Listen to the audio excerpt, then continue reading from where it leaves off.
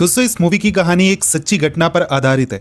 इस कहानी में हम देखेंगे कि किस तरह इंडिया की लड़कियों का ब्रेन वॉश करके उन्हें दूसरे देशों में पहुंचाया जाता है, किस तरह उन्हें यहां से धोखे में ले जाया जाता है और वहां उनके साथ किस तरह की बदसलूकी की जाती है। आज की युवा पीढ़ी को ये मूवी जरूर देखनी चाहिए। तो आइए कहानी शुरू करते हैं। दोस्तों कहानी की शुरुआत में हम फातिमा और शालिनी नाम की एक लड़की को देखते हैं जो जांच अफसरों के सामने घबराई हुई बैठी होती है। दरअसल उसे अफगानिस्तान के बॉर्डर के पास से पकड़ा गया था। वह अपनी दर्दनाक दास्तां उन अफसरों को सुनाती है। वो कहती है, मैंने आईएसआईएस कब ज्वाइन किया। ये जानने से पहले आपको ये जानना जरूरी है कि मैंने आईएसआईएस क्यों और कैसे ज्वाइन किया। इसके बाद शालिनी अपने बीते हुए कल के बारे में बताना शुरू करती है कि आखिर उसके साथ हुआ क्या था। वो बताती है कि वह केरल में अपनी माँ और दादी के साथ रहती थी। उसके पिता की काफी साल पहले मौत हो चुकी थी, लेकिन इसके बावजूद वह अपनी माँ और दादी के साथ बहुत खुश थी।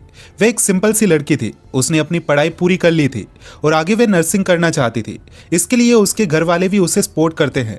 फिर वह नर्सिंग की पढ़ाई करने के लिए शहर चली जाती है, जहां वह सर गोल्ड नर्सिंग स्कूल में एडमिशन लेती है। यहीं उसकी मुलाकात उसकी रूममेट्स गीतांजलि, नेमा और आसिफा से होती है। शालिनी और गीतांजलि हिंदू धर्म से थी, नेमा कैथोलिक थी और आसिफा मुस्लिम थी। अब शालिनी इन सबके साथ रहने लगती है और कुछ ही समय में इनकी दोस्ती काफी गहरी हो जाती है। लेकिन शालिनी, गीतांजलि और नेमा इन तीनों को जरा सी भी खबर नहीं होती कि आगे चलकर आसिफा उनके साथ क्या करने वाली है। एक दिन ये सभी लड़कियां ओडी में बैठी हुई थी, तभी अचानक एक आदमी उनकी फोटोज क्लिक करता है और दूसरी तरफ हमें दिखाया जाता है कि आसिफा अपने कुछ साथियों के साथ बात कर रही होती है। ये वही लोगों की गैंग थी जो लड़कियों का ब्रेन वॉश करके उन्हें बाहर भेजने का काम करती थी। इसके बाद आसिफा अपनी सहेलियों को खाना खिलाने के लिए लेकर जाती है। जैसे ही वे खाना शुरू करने लगती हैं, आसिफा और नेमा प्रे करने लग जाती हैं। उन्हें देखकर शालिनी पूछती है, तुम लोग क्या कर रहे हो? तब वह बताती है कि जब भी हम खाना शुरू करते हैं तो सबसे पहले अल्लाह को याद करते हैं। यहीं से आसिफा उनका ब्रेन वॉश करना शुरू कर देती है। वह उनसे सिर्फ अल्लाह के बारे में बात करती है और बाकी किसी भी रिलीजन को ना मानने के लिए कहती है, मतलब किसी भी गॉड पर विश्वास ना करने के लिए मना करती है।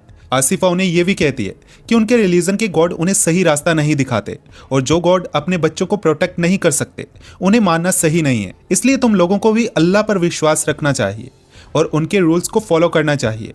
अब उन सभी लड़कियों का घर हॉस्टल से काफी दूर था, जबकि आसिफा का घर बहुत ही पास में था।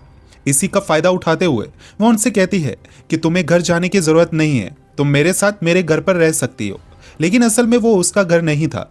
वह एक ऐसी जगह थी जहां प्रोपेगेंडा रचा जाता था और मासूम लड़कियों का ब्रेन वॉश किया जाता था। आसिफा उन्हें अपने नकली भाइयों के बारे में बताती है। मेरे 2 भाई हैं, रमीज और अब्दुल, और एक दिन वह उन सभी को अपने इन भाइयों से मिलवाती है। धीरे धीरे उनके बीच दोस्ती भी करवा देती है। इसके बाद वह सभी को अपने उस घर में लेकर जाती है जहां एक पूरा नकली परिवार बनाया गया था। वह लड़के भी उनसे अल्लाह की बातें करते रहते थे। धीरे धीरे शालिनी और उसकी दोस्तों को उनकी बातें अच्छी लगने लगती हैं, लेकिन असल में उनका ब्रेन वॉश हो रहा था और उन्हें इस बात की जरा सी भी खबर नहीं थी। और दूसरी तरफ हमें एक और कहानी दिखाई जाती है जो इस समय से कुछ साल आगे की होती है, जहां शालिनी अब फातिमा बनकर रह रही होती है। उसका नाम बदल चुका है, अब वह फातिमा है। उसकी शादी भी हो चुकी होती है, लेकिन उसका पति रमीज नहीं बल्कि इशाद नाम का एक आदमी होता है। ये दोनों इस वक्त अफगानिस्तान में होते हैं और यहाँ से सीरिया जाने की कोशिश कर रहे होते हैं। जैसे ही फातिमा अफगानिस्तान में एंटर करती है, वह जो देखती है वह बेहद डरावना होता है। उसके सामने कई कटे हुए सिर पड़े होते हैं। यह नज़ारा देखकर फातिमा की हालत खराब हो जाती है और उसे उल्टी आ जाती है। इसी दौरान हमें पता चलता है कि फातिमा प्रेग्नेंट है। वहीं उसका पति इशाद अफगानिस्तान में रहकर मिलिटेंट ट्रेनिंग ले रहा होता है। यहाँ का माहौल बेहद खतरनाक और डरावना होता है। लड़कियों को यहाँ बिल्कुल भी जीने की आज़ादी नहीं होती। उन्हें कैदियों की तरह रखा जाता है। यहाँ तक कि अगर कोई लड़की लिपस्टिक लगा ले तो उसे जान से मार दिया जाता है। इसके बाद कहानी फिर से प्रेजेंट टाइम में लौट आती है, जहाँ फातिमा उन लड़कियों को अपने रिलीजन के बारे में सिखा रही होती है। लेकिन आसिफा के सीनियर्स उस पर गुस्सा करने लगते हैं क्योंकि काफ़ी समय बीत चुका था और अभी तक वो तीनों लड़कियां पूरी तरह उनके धर्म में कन्वर्ट नहीं हुई थी। अब आसिफा एक खतरनाक प्लान बनाती है। एक दिन जब वो तीनों लड़कियां मॉल में जाती हैं तो आसिफा वहां कुछ लड़कों को भेज देती है। वो लड़के उन तीनों के साथ बदतमीजी करने लगते हैं, यहाँ तक कि उनके कपड़े तक फाड़ दिए जाते हैं। और सबसे हैरानी की बात, मॉल में खड़े लोग बस तमाशा देखते रहते हैं। यह सब होने के बाद वो तीनों रोते हुए अपने रूम में लौट आती हैं। तभी आसिफा उन्हें समझाती है, तुम लोगों के साथ ये सब इसलिए हुआ क्योंकि तुमने हिजाब नहीं पहना था। वह उनसे पूछती है, क्या तुमने कभी सुना है कि किसी हिजाब पहनने वाली लड़की के साथ ऐसा हुआ हो? आसिफा की ये बातें उनके दिमाग पर असर करने लगती हैं और तीनों लड़कियां उसकी बातों से प्रभावित हो जाती हैं अपनी प्रोटेक्शन के लिए। अब वह तीनों लड़कियां हिजाब पहनने लगती हैं। हिजाब पहनकर उन्हें लगता है कि अब वे सुरक्षित हैं, लेकिन असल में यह सब आसिफा की प्लानिंग का हिस्सा था। धीरे धीरे अब वे इस्लाम को पूरी तरह मानने लगती हैं। इसी दौरान गीतांजलि और अब्दुल के बीच नजदीकियां भी बढ़ने लगती हैं। अब हालत ये हो चुकी थी कि जो भी उनसे कहा जाता वह बिना सोचे समझे उसे मानने को तैयार रहती थी। कुछ समय बाद शालिनी और गीतांजलि अपने घर जाती हैं। उन्हें देखकर उनके घर वाले हैरान रह जाते हैं, क्योंकि दोनों ने हिजाब पहनकर रखा होता है। इतना ही नहीं, वह अपने घर वालों से यह भी कहती हैं कि उन्हें हिंदू धर्म नहीं बल्कि इस्लाम को मानना चाहिए। इसके बाद शालिनी और गीतांजलि वापस लौट आती हैं।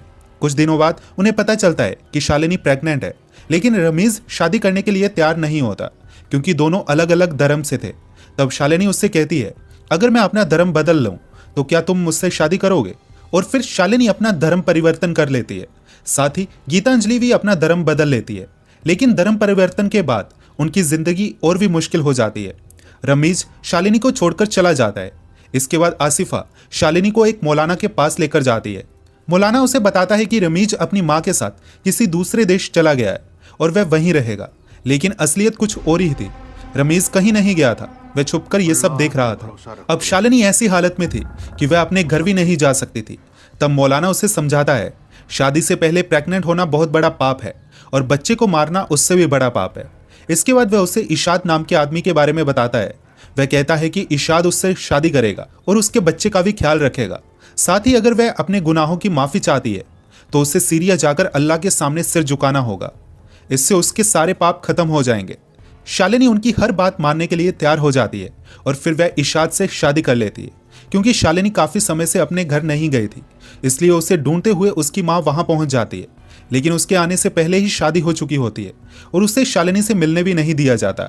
इसके बाद वे लोग शालिनी को वहां से ले जाने लगते हैं और उससे कहा जाता है कि वह हनीमून के लिए कोलंबो जा रहे हैं।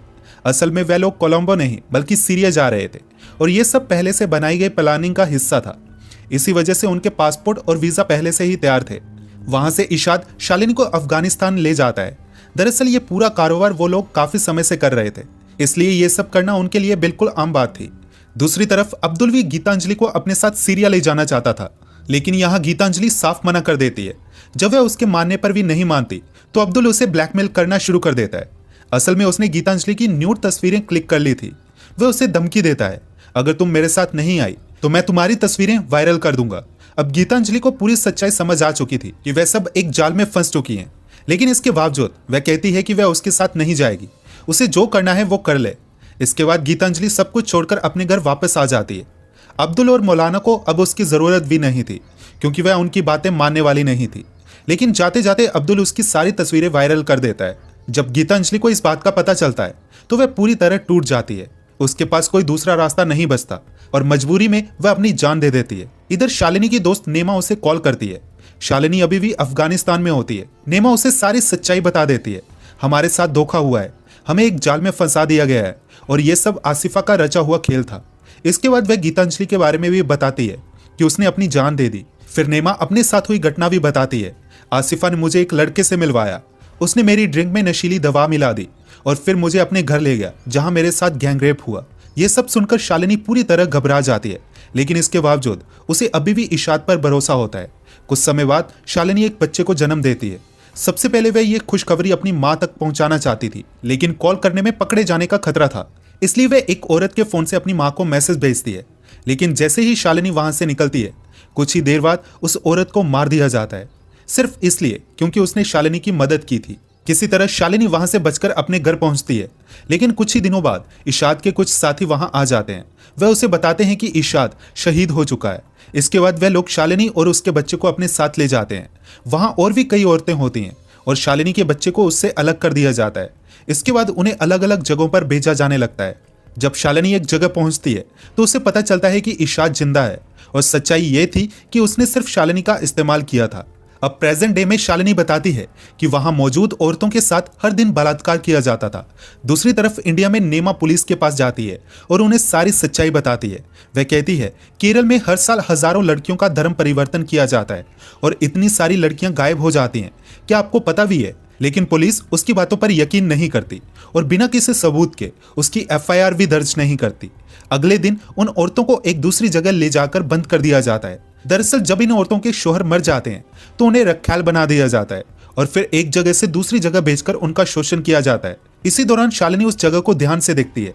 उसे ऊपर एक ऐसा रास्ता नजर आता है जहां से बाहर निकला जा सकता था।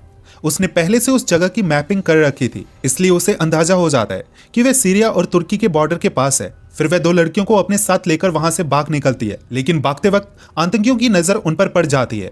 वह दोनों लड़कियों को गोली मार देते हैं, लेकिन शालिनी किसी तरह वहां से बच निकलती है। चारों तरफ सिर्फ रेगिस्तान ही रेगिस्तान था।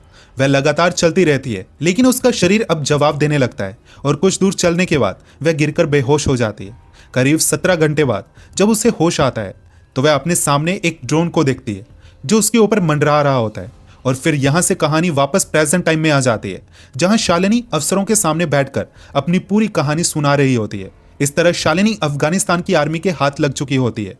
वह उन अफसरों से कहती है, अगर आप मुझे इंडिया भेज देंगे तो मैं उन सभी लोगों का खुलासा कर सकती हूँ जो इस आतंक में शामिल है। लेकिन तभी वहां मौजूद लेडी अफसर उससे कहती है, तुम एक आतंकी हो, तुमने एक आतंकवादी का साथ दिया है, तुमने आतंकी बनने की ट्रेनिंग ली है, फेक पासपोर्ट के जरिए 3 देशों की सीमा पार की है और पूरे 1 साल तक एक आतंकी के साथ रही हो, तो हम तुम्हें बेगुनाह कैसे मान लें। वह आगे कहती है, तुमने एक आतंकी का साथ दिया है, इसलिए तुम्हें इंडिया में भी सजा मिलेगी, लेकिन तुम हम पर भरोसा रखो, हम तुम्हें अपनी जेल में सुरक्षित रखेंगे और तुम्हारे बच्चे को ढूंढने की भी कोशिश करेंगे। इसके बाद शालिनी आखिरी बार अपनी माँ से बात करती है, लेकिन वह अपने हालातों के बारे में कुछ नहीं बताती। वह बस इतना कहती है, मैं ठीक हूँ और जल्द ही घर आने की कोशिश करूंगी। हालांकि नीमा पहले ही उसकी माँ को सारी सच्चाई बता चुकी होती है। इसके बाद शालिनी को जेल में ले जाया जाता है। वहां एक छोटी बच्ची उसका हिजाब खींचकर आग में जला देती है और इसका मतलब साफ था कि अब उसे इस हिजाब की कोई जरूरत नहीं है। उसी पल शालिनी एक बड़ा फैसला लेती है। वह कहती है, मेरा नाम फातिमा नहीं है, मेरा असली नाम शालिनी उन्नी कृष्णन है। दूसरी तरफ इंडिया में हमें दिखाया जाता है कि आसिफा फिर से अपने नए शिकार की तलाश में निकल चुकी है, यानी कि उसका ये खतरनाक खेल अभी भी जारी है। इसके बाद नीमा मीडिया के सामने आकर इंटरव्यू देती है और गीतांजलि के माता पिता भी अपने दर्द को सबके सामने जाहिर करते हैं। वे कहते हैं कि उन्होंने अपनी बेटी को हमेशा के लिए खो दिया, जो अब कभी वापस नहीं आ सकती। उनका दर्द बेहद गहरा था और यहीं पर यह कहानी खत्म हो जाती है। दोस्तों, मूवी में दिखाई गई लड़कियों की कहानी सच्ची घटनाओं पर आधारित है। हालांकि उनकी पहचान छुपाकर उनके बयान लिए गए थे। साल 2016 से 2018 के बीच ऐसे कई मामले सामने आए थे। दोस्तों, इस मूवी के आने पर कुछ लोगों को बुरा जरूर लगा, लेकिन जो सच है वो सच है। ये कहानी उसी इंसान ने दुनिया को सुनाई है जिसके साथ ये सब हुआ था, और ये घटनाएं सिर्फ पहले ही नहीं, आज भी कहीं ना कहीं हो रही हैं। लेकिन जब ऐसी घटनाएं सामने आती हैं तो लोग पूरे धर्म को गलत ठहराने लगते हैं, जबकि ऐसा बिल्कुल नहीं है। अगर किसी के खिलाफ खड़े होना है तो वे आतंकवाद के खिलाफ होना चाहिए, ना कि एक दूसरे के धर्म के खिलाफ। हमें लड़ना है आतंकवाद से, ना कि धर्म से, क्योंकि धर्म हमें बुराइयों से लड़ना सिखाता है, उन्हें खत्म करना सिखाता है, ना कि आतंकवाद को बढ़ावा देना। दोस्तों, ये थी आज की इस मूवी की कहानी। आपको ये कहानी कैसी लगी कमेंट बॉक्स में कमेंट करके जरूर बताइएगा। और आगे भी मूवीज की स्टोरीज जानने के लिए चैनल को सब्सक्राइब करने के साथ नोटिफिकेशन बेल को प्रेस कर लीजिएगा। तब तक के लिए अपना ख्याल रखें। बाय।